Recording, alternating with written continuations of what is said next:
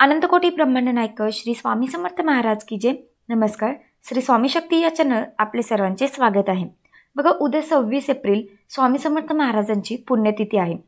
आजही महाराज आपल्यामध्ये निर्गुण स्वरूपात आहेत। आजही महाराज आपल्या सोबत आहेत आणि ती पदोपदी जाणीव करून देतात। महाराज म्हणतात ना, हम गया नाही जिंदा आहे। महाराजांचे हे शब्द जरी आपल्या कानी पडलं तरी खूप बळ वाढतं, आपल्याला खूप भारी वाटतं। स्वामी पुण्यतिथी कशी साजरी करावी, कुठल्या सेवा कराव्या, काय गोष्टी कराव्या आणि गुरुचरित्र पारायणाची सांगता कशी करावी, त्याचबद्दल आज आपण माहिती घेणार आहोत। व्हिडिओ सगळा बघा, म्हणजे तुम्हाला सगळ्या प्रश्नांची उत्तर मिळतील। आता गुरुचरित्राची पारायणाची जे सांगता करणार आहेत, म्हणजे गुरुचरित्र पारायणला जे बसले आहेत त्यांनी उद्या सांगता करायची आहे। जे घरात बसले आहेत त्यांनी काय करावं? आता बघा, जे केंद्रात बसले आहेत त्यांचं सगळं केंद्रात होतं, नैवेद्य वगैरे, कारण आपण पारायणला केंद्रात बसणार तर नैवेद्य आपला केंद्रातच दिला जातो, म्हणून आपल्याला काही घरात टेन्शन नाही आहे। पण एक सांगायचं आहे, भले तुम्ही केंद्रात तुमच्या पारायणाची समाप्ती असेल, भले तुम्ही केंद्रात जाऊन स्वामी पुण्यतिथी साजरा करणार आहे, पण तुमच्या घरातही महाराजांची मूर्ती आहे हे विसरू नका। स्वामी पुण्यतिथीच्या दिवशी, त्याच दिवशी पारायणाची सांगता होते, त्याच दिवशी नैवेद्य दाखवला जातो। खूप जास्त गडबड असते तरीसुद्धा लवकर उठून आपल्या घरातील देवपूजा आधी करायची, आणि ते तुम्ही करतच असाल, कारण आपलं काही केंद्रामध्ये 6 वाजता आपलं सकाळी वाचन असतं। तर आपल्या घरातील देवपूजा करायची, महाराजांच्या मूर्तीवर अभिषेक करायचा, सगळं तुमचं कार्य करायचं आणि मग तुम्ही केंद्रात जायचं। नाहीतर उठलं की निघाले असं नाही करायचं। घरातही महाराज आहेत, भले केंद्रात, मठात, मंदिरात महाराज आहेत, पण आपल्या घरातही महाराजांची मूर्ती आहे, त्यांच्या मूर्तीवर अभिषेक करणं, त्यांचा षडोपचार पूजा करणं हे तुमचं प्रथम कर्तव्य आहे। त्याच दिवशी अजून अर्धा तास लवकर उठा आणि ती सेवा करा। आता ज्या महिला घरात गुरुचरित्राचं पारायण केले आहेत त्यांना 4 नैवेद्य दाखवायचे असतात। आता एक नैवेद्य दाखवावं का? तर नाही, ग्रंथात सांगितल्याप्रमाणे आधी एक नैवेद्य दत्त महाराजांना, एक स्वामी महाराजांना, एक कुळदेवीला आणि एक आपल्या गुरुचरित्र ग्रंथाला, असे 4ही नैवेद्य एका जागेवर ठेवायचे। नैवेद्याला काय करू शकता? वरण, भात, भाजी, चपाती, काहीतरी गोड। आता गोड तुम्हाला काय हवंय ते तुम्ही करू शकता।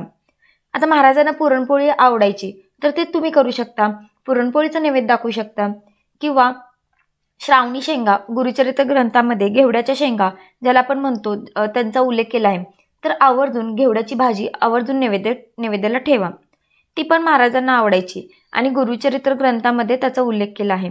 म्हणून घेवड्याच्या शेंगा, श्रावणी शेंगा किंवा बीन्स ज्याला म्हणतो, ती भाजी तुम्हाला करायची आहे। साधा वरण भात, अगदी गोड तुम्ही शिरा जरी केला, खीर केली तरी चालेल। तुम्हाला यथाशक्ती जे करायचं असेल ते तुम्ही करू शकता। ग्रंथात सांगितल्याप्रमाणे ब्राह्मणाला ब्राह्मण जोडपं जेव घालायचं असेल तर तुम्ही ते घालू शकता। जर तुमच्याकडे आवर्जून ब्राह्मण जोड जेवू घाला, आता ब्राह्मण जोड नाही मिळालं, किंवा मग तुम्ही काय करा, एक शिदा घ्या, कोरडा शिदा करू शकता आणि मग तुम्ही तो ब्राह्मणाला देऊ शकता। तुमची इच्छा असेल तर तुम्ही ब्राह्मण जोडपं जेवू घाला, आणि जर तुम्हाला वाटलं की नाही आता आपल्याला दुसरं जोडपं घालायचं आहे, तर तुम्ही त्यांना पण जेवू घालू शकता। जसं तुम्हाला इच्छा असेल, जशी तुम्हाला वाटतंय तसं तुम्ही करू शकता। पण ब्राह्मणांना कोरडा शिदा पण तुम्ही देऊ शकता, तुम्ही ब्राह्मणांना दान करू शकता, या पद्धतीने तुम्ही करू शकता। आता ग्रंथात नैवेद्य जे आहे ते सगळे आपण खायचे, म्हणजे बघा, गुरुचरित्र ग्रंथाला दाखवलेला जो नैवेद्य आहे, जो ग्रंथ पठण करणार आहे त्यानेच खायचंय। बाकीचे एक ताट आपल्या घरातील सगळ्यांनी खाऊ शकता। म्हणजे बघा, जर तुमच्याकडे गाय असेल तर अतिशय उत्तम, तुम्ही गाईला खाऊ घालू शकता।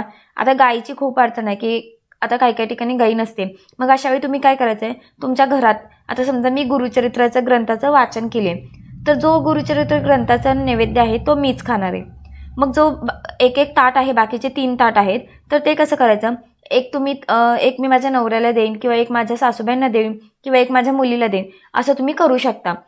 तर बघा, तुम्ही जेवढं लागेल तेवढं खा। आता नैवेद्य भरताना आपण छोटे छोटे नैवेद्य भरतो, म्हणून ते सगळं घरच्यांनी खायचंय। गाय भेटली तर अतिशय उत्तम, नाही भेटली तर तुम्ही खाऊ शकता। आणि ग्रंथाला दाखवलेला नैवेद्य जो ग्रंथ पठण करतो त्यानेच खायचा आहे, या पद्धतीने तुम्हाला करायचं आहे। आता मांडणी कधी उचलायची, तर तुम्ही मांडणी लगेच उचलू शकता, म्हणजे गुरुचरित्र हलवायचं आहे। बघा, एक सांगायचं आहे, गुरुचरित्र ग्रंथ पूर्ण वाचून झाल्यावर अध्याय पहिल्या 5 ओळी वाचायच्या असतात। मग मांडणी तुमचं सगळं आवरून झालं की ग्रंथ जागेवर ठेवावा। ग्रंथ नेहमी ब्लाऊज पीसमध्ये बांधून ठेवावा। ग्रंथ अशा ठिकाणी ठेवायचा वारंवार त्याला हात लागणार नाही, अशा ठिकाणी ग्रंथ ठेवायचा आहे। आणि जो आपण नारळ वापरला आहे कलशमध्ये तो तुम्ही वाढवू शकता, ते तुम्ही खाऊ शकता. आणि जर तुम्हाला तसाच खायचा नसेल तर तुम्ही त्याचा फक्त आणि फक्त गोडच पदार्थ करायचा आहे. तर बघा, जे पाणी आहे कळशीतलं ते तुम्ही तुळशीला सोडून कुठल्याही झाडाला तुम्ही घालायचं आहे. 1 रुपया आहे, सुपारी आहे, तुम्ही तसंच ठेवा. विडाची पानं आहेत ते निर्माला टाकून द्या. महाराजांची मूर्ती जागेवर जाईल, फोटो जागेवर जाईल, या पद्धतीने तुम्ही करू शकता. आता हे झालं घरात पारायण करणार आहेत त्यांच्यासाठी. केंद्रात जरी पारायण करणार असेल तर घरातील देवपूजा करा, घरातल्या महाराजांच्या मूर्तीवर अभिषेक करा. आता अभिषेक सगळ्यांना करायचा आहे. भले तुम्ही केंद्रात पारायण करणार असेल तरी घरात पारायण करणार आहे, कोणी पण असेल, महाराजांच्या मूर्तीवर अभिषेक करायचा असतो. अभिषेक करत असताना सुरुवातीला गणपती अथर्वशीर्षाचं पठण करावं. फलश्रुती म्हणायची गरज नाहीये, ते नसेल म्हणतायत तर ऐकावं. त्याचबरोबर 16 वेळा पुरुष सूक्त पठण करायचंय. आता 16 वेळा शक्य नाही झालं तर 1 वेळा तर करायचंच आहे. त्याचबरोबर तुम्हाला 1 वेळा स्त्री सूक्त म्हणायचं आहे. म्हणजेच बघा, 1 वेळा पुरुष सूक्त, 1 वेळा श्री सूक्त आणि पवमान सूक्त आणि 1 वेळा रामरक्षा 1 ते 9 ओव्यांपर्यंत तुम्हाला रामरक्षा पठण करायचं आहे. हे सगळं म्हणत असताना महाराजांच्या मूर्तीवर अभिषेक करायचा आहे. अभिषेक करून झाल्यावर मूर्ती तामणातून बाजूला काढून ठेवायचे. छानपैकी एक सुंदर वस्त्राने महाराजांची मूर्ती स्वच्छ करायची. नेहमी मूर्ती स्वच्छ करत असताना कधी कधी बघा डोळ्यात पाणी जातं किंवा कधी कानात नाकात पाणी जातं, ते सगळं स्वच्छ करायचं. आणि हिनं अत्तर असेल तर ते महाराजांना लावायचं आहे. गंध लावा, अष्टगंध लावा, केशरयुक्त अष्टगंध असेल तर ते लावा. वस्त्र महाराजांना परिधान करा, हार असेल, चाफ्याची फुले असेल ते अर्पण करा. या पद्धतीने आपल्याला साजरं करायचं आहे. या दिवशी महाराजांची मूर्ती स्थापना करायची असेल तर ती पण तुम्ही करू शकता. सगळं जर करून झाल्यावर आरती करावी. आता 8ची आरती ज्या महिला करणार आहेत, 8ची आरती आता बघा काय होतं ना की आपण 10:30च्या आरतीला नैवेद्य दाखवायचा असतो. पण मला माहिती आहे सगळं वाचून स्वयंपाक करून 10:30ला नैवेद्य दाखवलं जात नाही, पण तरी सुद्धा तुम्ही थोडासा प्रयत्न करा. शेवटच्या दिवशी अध्याय छोटे छोटे जरी असले तरी संख्या खूप आहे त्या अध्यायाची, तर ते अध्याय पटकन वाचून पटकन स्वयंपाक करून 10:30च्या आधी, पण अगदी नाहीच झालं तरी इकडे तिकडे थोडंसं चालेल, पण अगदी 11, 11:30 किंवा तुम्ही 12ला नैवेद्य दाखवला तरी चालेल, कारण तो दत्त महाराजांचा भिक्षेचा टाईम असतो. तर हरकत नाही, 12च्या आत आरती वगैरे करा आणि तुम्ही नैवेद्य दाखवू शकता. पण मी पुन्हा तुम्हाला सांगते की आपल्या केंद्रामध्ये 10:30चीच आरती असते, पण घरात आपलं सगळं करायचं असतं. म्हणून बघा दत्त महाराजांचा भिक्षेचा टाईम असतो 12 ते 12:30मध्ये. मग तुम्ही जेव्हा जर तुम्ही ग्रंथांना नैवेद्य दाखवलं तर अतिशय उत्तम. या दिवशी दानधर्म करायला विसरू नका. तेच तुम्हाला सांगते, केंद्रात जाणार असेल तर तुम्ही केळी घेऊन जावा किंवा तुमच्या मनातील इच्छा असेल ते किंवा काय घ्यायचं आहे ते तुमच्या इच्छेनुसार तुम्ही घेऊन जाऊ शकता.